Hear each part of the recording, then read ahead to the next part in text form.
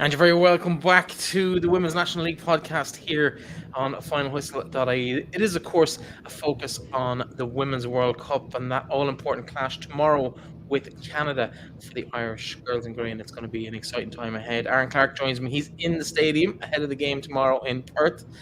Just after the press conference, we're going to chat to him about that. We're also going to be looking back at the Avenir Cup Final. We'll be hearing from the victorious manager, Phil Trill, after his Galway side won their first senior cup in their maiden year in the competition. And we'll also have a little bit of a chat with the director of the League of Ireland, Mark Scanlon, who'll be joining us to chat about what exactly that means for the competition. But it is mostly all about the World Cup, as all women's football is at the moment.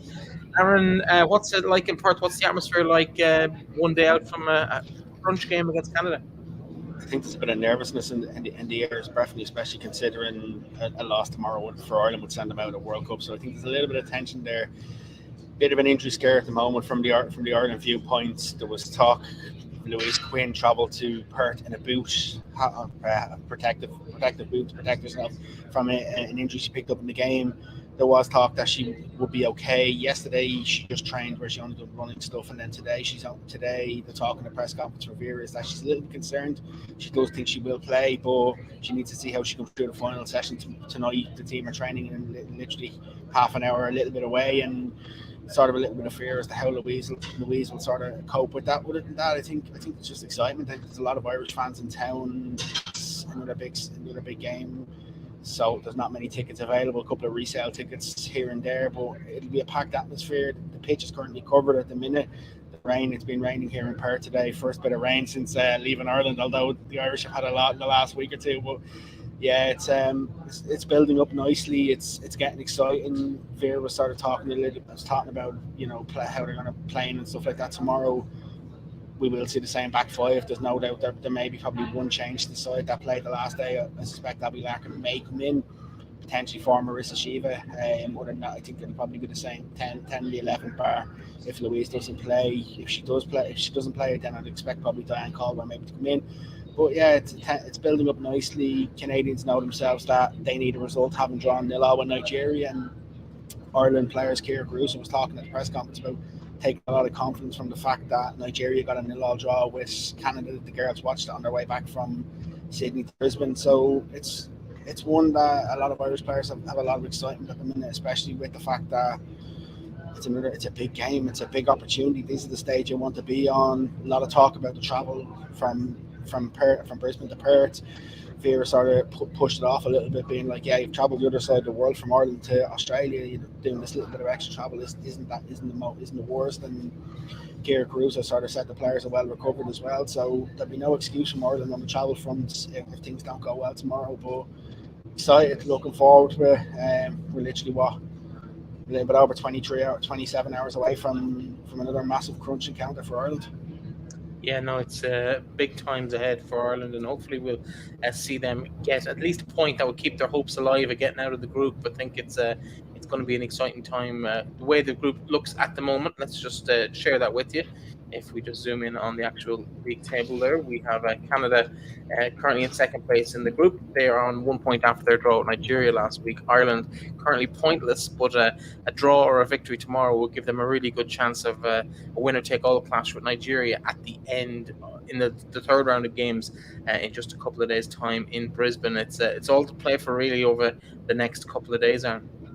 The only problem with this is, Breifne, is the fact that if Ireland get a draw, they go to Brisbane then with everything out of their hands, knowing quite well that they need Canada to slip up against Australia, then to sort of to give them the passage, or not to win against Australia, to give them the passage. Whereas I think that's why realistically it's sort of it is a must-win game. Like, I think a draw will be quite difficult because you'll be sort of having to watch the other games, see what's going on. It'll add an awful lot more tension. But I do think you're right in what you're saying. You made a bold prediction the other day, and I still remember that prediction where you said that there's a potential that Ireland could get out of the group with 2 points. And, it makes a lot of sense as to why you've said it, especially considering it could come down to who loses by the least to Australia. But tomorrow, the biggest thing for Ireland is that they have to show more on the attacking front. Can't afford to show the defensiveness that we showed in the last game, because realistically, if we're that defensive again, there's no point in trying to change in the last 20 minutes when you chase a game. that's not gonna work. I think we need to be more clever, be more careful, and sort of be calculated and look to go for it. But I find it difficult to see Vera changing anything, if I'm being honest. Top stories coming out of the press conference today. You've mentioned the Louise Quinn injury. That's a concern for everybody. She's so important to that team. But some interesting comments from the Canadian manager as well that you pointed out to me before we went on air. Yeah, Canadian manager sort of, I thought a lot of people, it depends what way you interpret it, started calling Ireland a horrible team. I understand where she's coming from in terms of the way Ireland play. It's not always pretty, but she talked about how Ireland are going to have to sort of, Canada are going to have to sort of move the ball quickly. The wet surface, if it rains like it's expected tomorrow in Perth, could help them an awful lot, because they'll need to zip the ball left and right to try and break down the Ireland attack, because the Ireland defence, because realistically, the way Ireland sit in, they just sit in they'll sit in their two banks, and they'll defend for their lives. Like we looked at the other day, I know the penalty incident that we've talked about already, but Marissa Shiva, who was one of our more attacking players, is back defending. I mean, I expect an awful lot of that tomorrow again from Ireland. Like, I think that'll make it really, really difficult for Canada to break them down. I think for Canada, they might have to do something a little bit creative to sort of get past Ireland. Like, you look at the other day, Courtney Brosnan wasn't very, very busy. I sort of thought she'd be a lot more busy than she was. I think Mackenzie Arnold probably had a little bit more to do, but a lot of them were just from set plays and crosses coming into the box that she was pushing away. So, like, realistically, from a Canada viewpoint, they're going to come into the game. They're going to think they need to win the game, because they know they're going to have Australia last, and they don't want to go chasing the result against Australia. So there'll be a lot of pressure on Canada, or they're going to have to soak up an awful lot of it. And if they can nick something on the counter, they could nick a goal. Your only concern is that if Ireland go chasing the goal with 20 minutes to go, are they just going to lump Louise Quinn up top again and sort of hope for the best? If she's fit, if she's not, will they lump someone like Diane Caldwell or Niamh Fahey up top? I'm not sure that always works. Like, realistically, if you look back at the games, how many times has it actually produced a goal? There's been not many that I can think that I can count on, and I think that's your sort of fear, is that that's Ireland's plan B. Whereas I'd like to see, okay, let's try something. Like, to be honest, for me, if we're 1-0 down in the game against Canada with 20 minutes to go, I'd rather lose this game 3-0 trying something than lose it 1-0 lumping Louise Quinn up top and just hoping for the best. And no disrespect to Louise, I think Louise is a vital cog in that defence, but it just hasn't worked from an Ireland viewpoint. And will she bring on Amber Barrett? The other day sort of showed she didn't really want to bring her on. The France game, I know there's a lot of talk about the substitutes and stuff like that. Will she? I'm just not sure whether she'll utilise. I think she's setting her stone or having Ciara Caruso up top. I'd like to see maybe Ireland change it and have a go. But I just think it'd be another defensive display, and it could be a difficult game for a lot of people to watch. I think she clearly let her stall out when she didn't select Leanne Kiernan coming back from injury. Like, we look at the impact in this morning's game. Okay, they lost the game, New Zealand, but they brought on a girl who had been injured in the build-up to the competition. She hasn't kicked the ball since April. She's in the New Zealand squad. Olivia Chance, she came on half-time and she turned the game. Now, couldn't find the equaliser, but they did have the ball in the net once or twice, ruled out for offside in this morning's games. I'm not sure how much of you caught it. You might have been travelling to or from the press conference. I wouldn't mind. I literally seen the header that went into the net. I was thinking, all right, lovely, 1-1. They're going to come on and kick on. Walk from the press conference down the stairs into the media centre and looked. Score still 1-0. Yeah, but Olivia Chance is an example of a player who could change that game, and she didn't change the score, fair enough, but she did change the style of play, and it went from kind of a relatively level-ish game. New Zealand did shade that open half despite going in 1-0 down, but they dominated the second half, and she was the key difference. And I think Leanne Kiernan has that ability to change a game. I'm not so sure that we have that on the bench, even with Amber Barrett available. I think Amber offers some things. She's great on the break. She's great with that run over the top and the ball in behind that she can run onto. Would we get away with that against a Canadian side? I think they might be capable of managing to counteract that. I'm not sure if Amber is the right person. I know I'll probably get grief for that, because the whole country seems to think that the world in terms of women's football started when we beat Scotland last year. Amber hasn't had the best club season coming into this. She hasn't been on form. We saw some flashes from her in the warm-up games where she shows she should be getting a shot. but I don't think Vera rates her. I don't think Vera wants her in the team.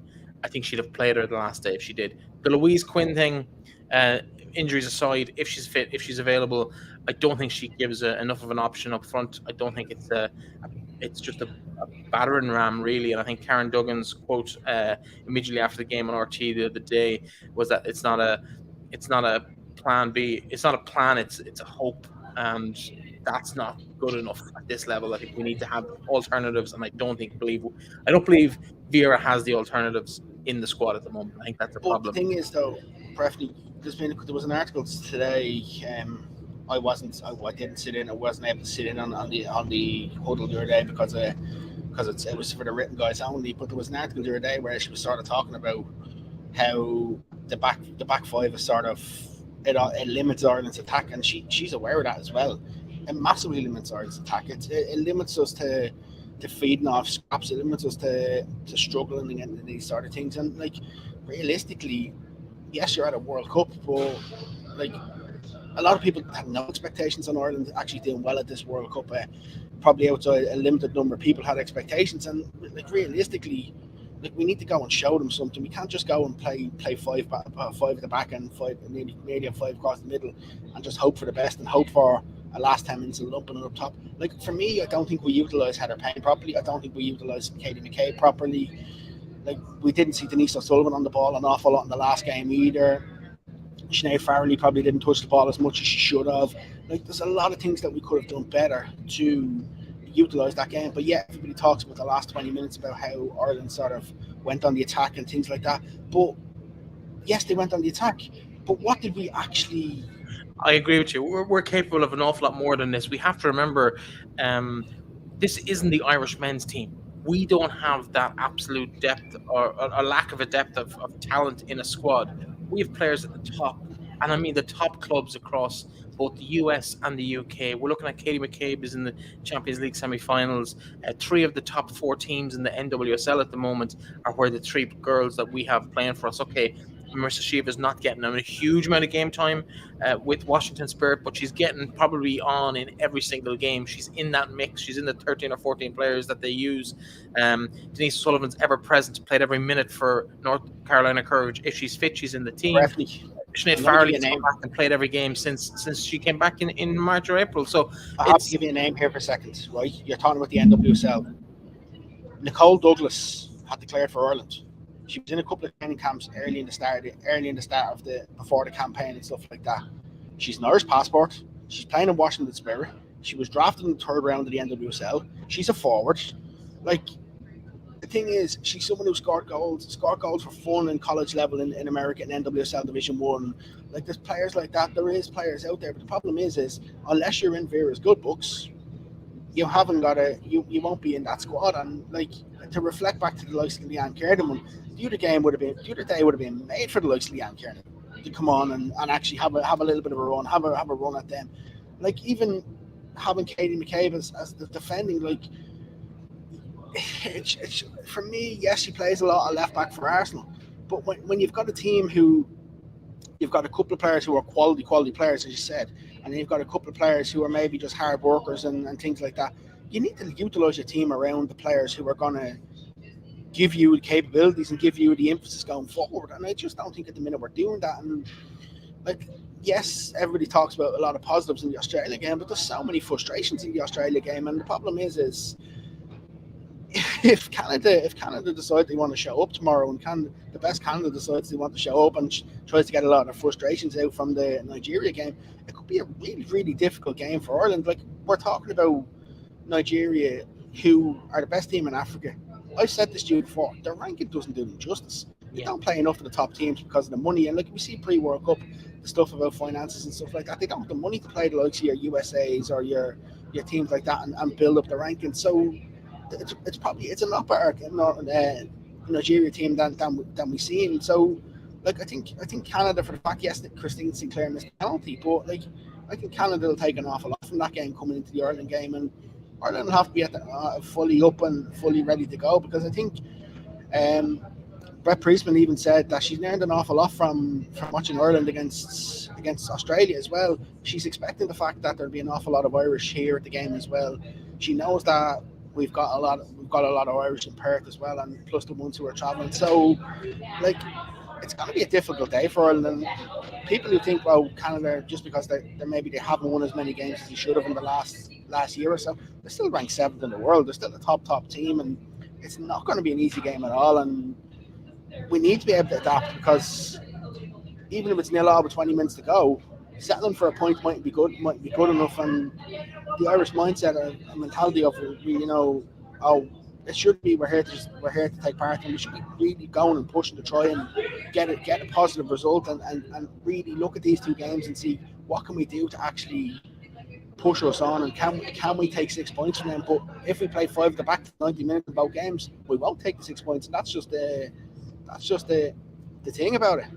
Yeah, well, you caught up with Sinead Farley over the weekend. Intro this piece for us. We're going to hear a little bit from her. Yeah, I had an opportunity to go to the Irish team hotel, and like Sinead's, you could see how much it meant to her. I know when she was speaking to others, she was talking about learning the national anthem and stuff like that. We were talking a little bit about her today, that like a lot of people think Sinead Farley made contact with Ireland after we qualified for the World Cup. She made Vera was talking about it. She made contact last summer before we'd even played the last couple of qualifiers, sort of talking about coming back. So she's an interesting character. I've got to chat with her a couple of times now, and every time I get to chat with her, you sort of leave the piece sort of, how would you say, knowing that she's dedicated to the cause. And it's always amazing when we talk with Ireland players, especially talk about the crowds that we've had in the last week and stuff like that. And I think Sinead's someone who's going to really add an awful lot to this Ireland team, and I expect a big performance out of her tomorrow evening. Yeah, let's hear what she had to say for herself a couple of days ago when you chatted her in that team hotel. For you, what was it like stepping out onto the pitch for the first time, especially when you're only back playing football since this year? Yeah, I mean, that whole atmosphere, was crazy. Just walking through the tunnel and then coming out, it was so loud, and you could just hear the Irish fans, and it was kind of surreal. It just like felt like a movie a little bit. It's almost like I'm like trying so hard to be present, and also you're like out of your body a little bit, and it didn't feel real, and I was just in my own head trying to like get ready for the game. So I think there was a lot of things going on, but it's definitely something I'm gonna like look back on and remember, obviously, forever. Considering you would have been one of the players who'd come in late to it, you've only experienced playing in Tallow once. Mm-hmm. What sort of expectation did you have of the Irish crowd that were going to travel and going to be there? Were the other guys telling you much? Honestly, like I just from what everyone was saying, I knew like the Irish fans were gonna show up and be loud, and when I saw them, I was like, hell yeah, you know what I mean? Like I wasn't surprised because they've just been so amazing, so supportive. We heard how many people were going to come and how much just support we've had. So it was just like validating in that way, but just so amazing. Yeah. In terms of the game itself against Australia, more minutes for you in a green jersey. Were you happy with your overall performance, or when coming off early is never what you want? But were you happy enough with your overall performance? I think where I'm at, like I would have liked to touch the ball more. I think that's always like hard, especially when you're just playing more defensive. But I think that where I'm at right now, like I'm just proud of myself for like showing up and being there and playing my role. And obviously still I want to do better, do more going forward in the next games. Asked about the knockout feel of it. Does that take pressure off, or does that add more pressure? I think it just depends on how you look at it. Like I think there's always pressure, but I think that it depends on like how you alchemize that into what you want. And I think we can use that as motivation, and I think this team will.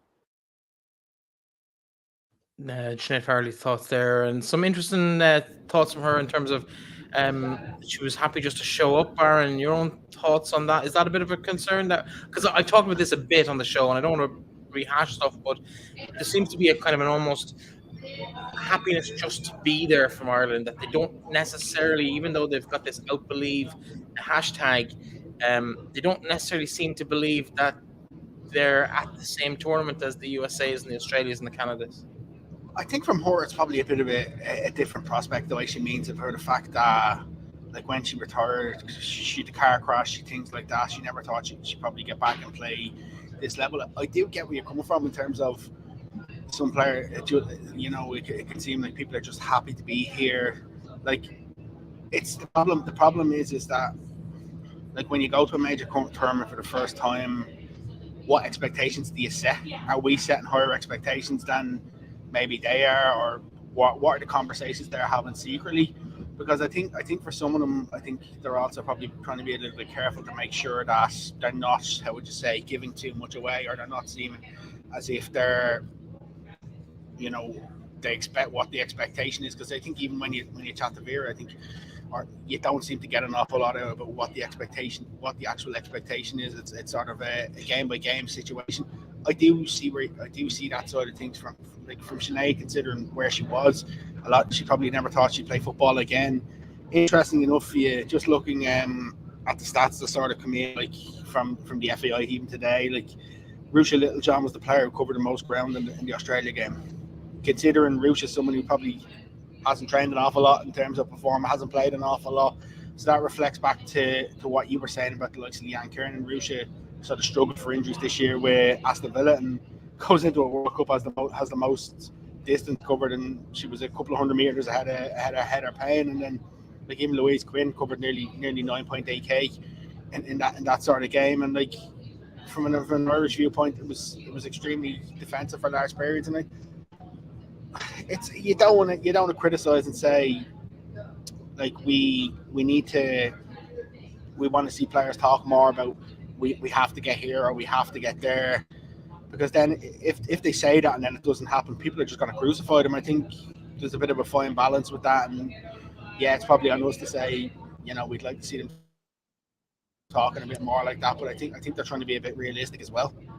Yeah, potentially.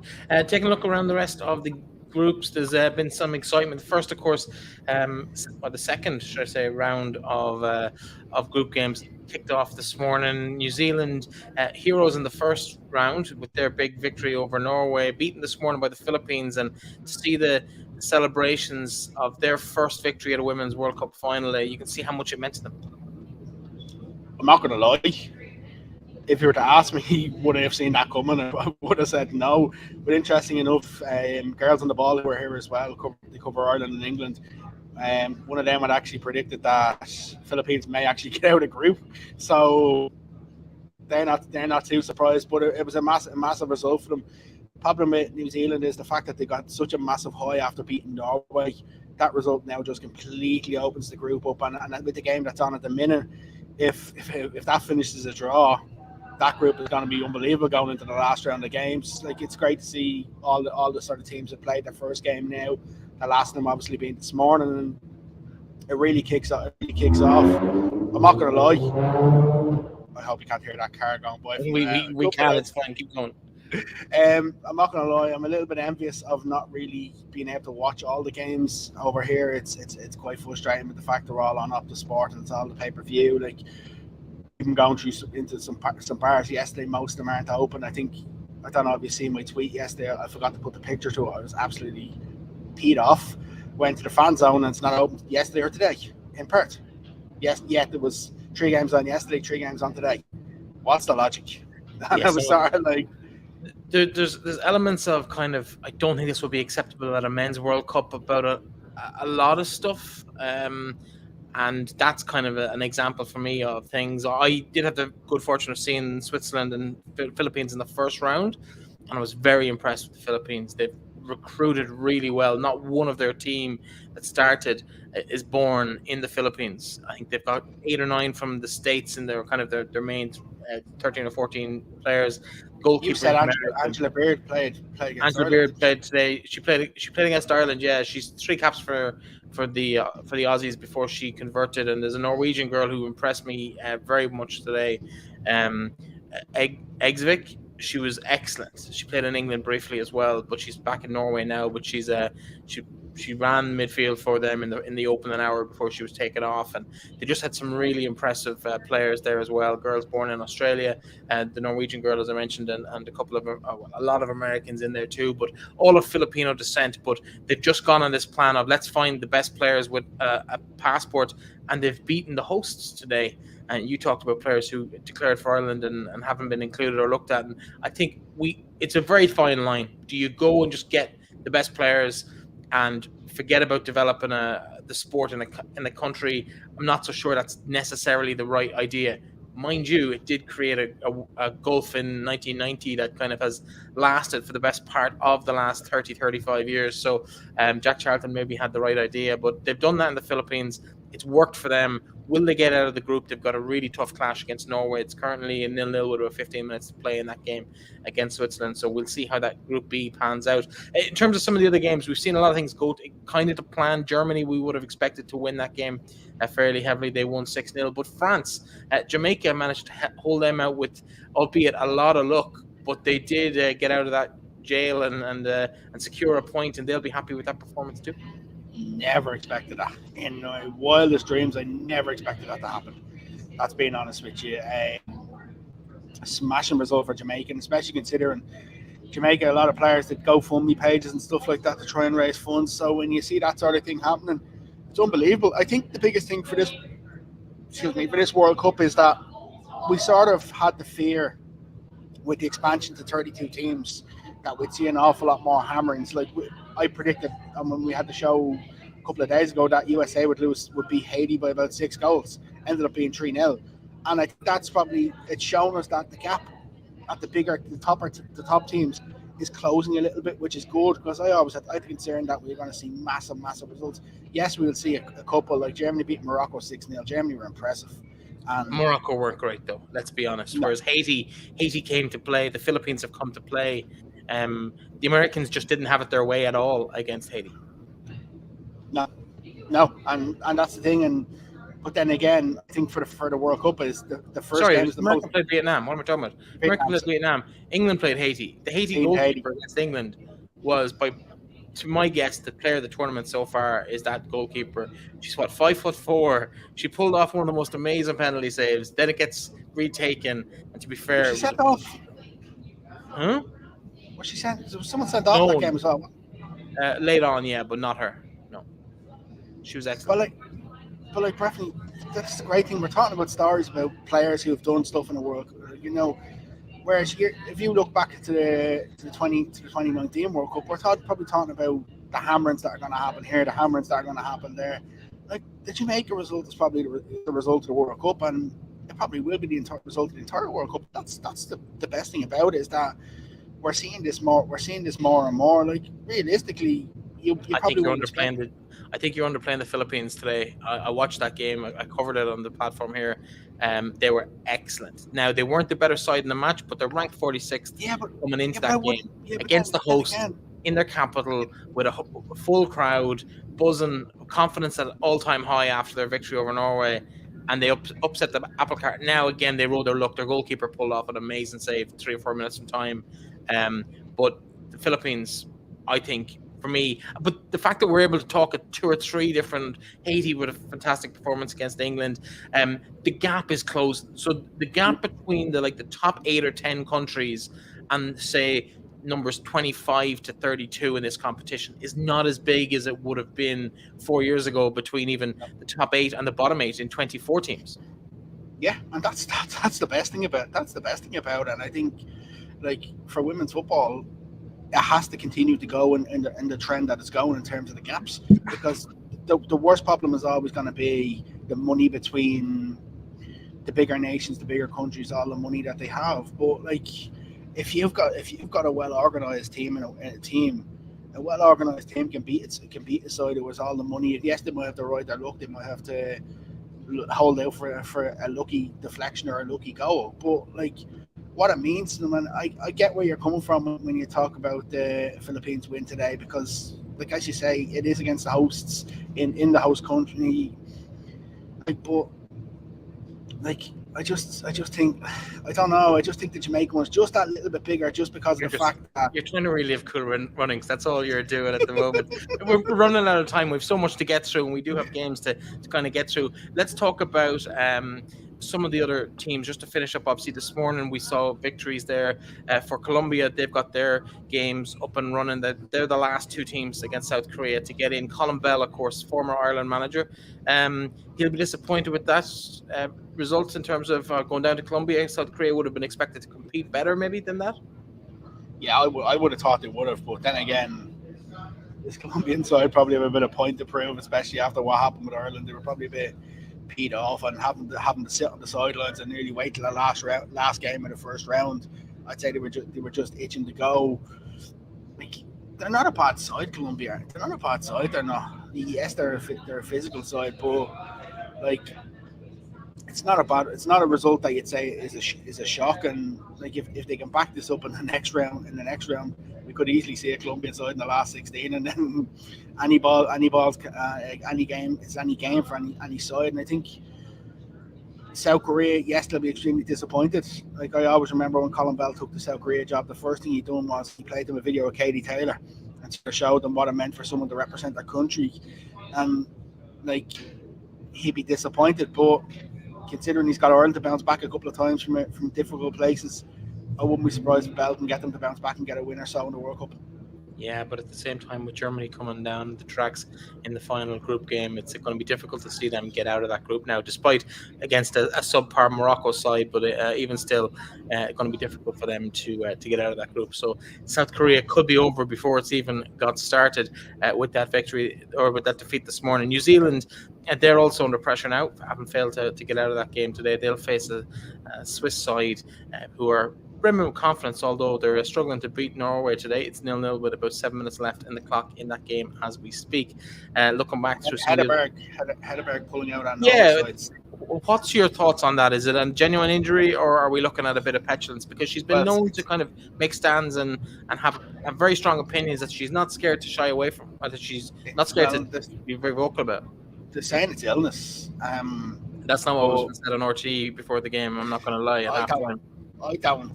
That's what was said in the press box here. I don't know, Breifne. It's a very strange one. It's a very strange one. So late on. Just for the people who haven't seen it, maybe she came out. She stood for the anthems, did everything. She captained the side, and then just walked off the pitch, literally between the anthems and thing, and had to be substituted because she's obviously on the team list. So I'll be honest. I didn't even hear. I heard. What I was hearing was at the end of it after warm up. I didn't realise the actual game had started. She'd come out and done the anthems and all. No, I didn't catch that bit, but from the RT commentary at halftime, it seemed that that's what happened. But she was definitely on the pitch, did the warm up, led the team out, was part of the whole intro to the game, and then just walked down the tunnel and end the story. But this is a girl, of course, who didn't play for Norway for 5 years on the basis of how and rightly so, in terms of how the FA in Norway were treating the side. So well able to to put her own thing across. I'm sure it's not that last we'll hear of it, or maybe it is just genuinely an illness that she couldn't take part in. We might never know. Why do you wait so late? That's the question. Why do you wait well, so late? we've all been caught short with issues at various times, and you never know what is going through a squad at the moment. Anyway, let's move on quickly because we're running out of time. More close to home, I don't know if you got a chance to catch the Avenir Cup Final at the weekend. Galway and Cliftonville. It was an absolute humdinger. Did you see any of it? I didn't. When I was travelling, and by the time I got over, I was trying to get food, and I landed in Perth. But like, come here, Gemma McGuinness. It was a lovely finish. For me, I'm absolutely thrilled for Galway. Like, we had Phil Trill on the podcast the week before 2 weeks before the final, because the final was moved a week, and like, I think we got more out of him even when we were just chatting to him after the podcast, and you could see the affection he had for Galway and things like that. Like Lindsay McKee, what more can we say about the woman? Absolutely unbelievable for them, and it's great to see them coming up with that first title. I think it's an important one, because I think the National League really needs a really strong Galway side.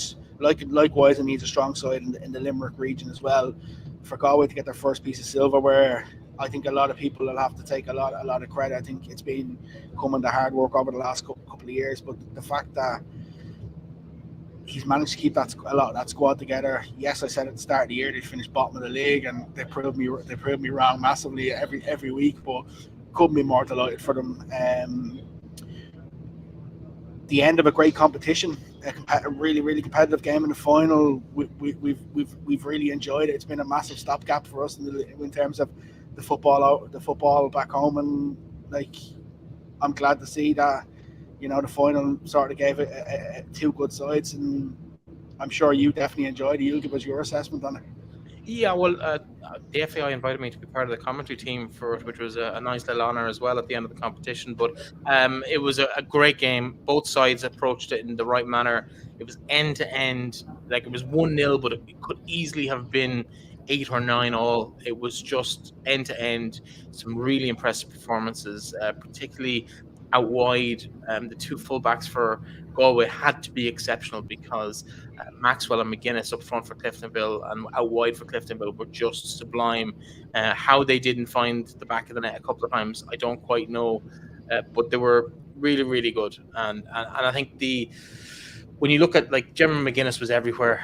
I know I've spoken about Gemma. I think she's probably the best player in the league in terms of work rate and application and attitude. And she really just puts it in 90 minutes every single week. And she deserved. Gotta She say did score something the goal. controversial. Go on. For me, I thought she was going to drift out of this league, and because I thought the second half of last year with the Sligo side, she drifted out of it an awful lot because Sligo weren't playing very well. I think moving to Galway is the best thing she's done.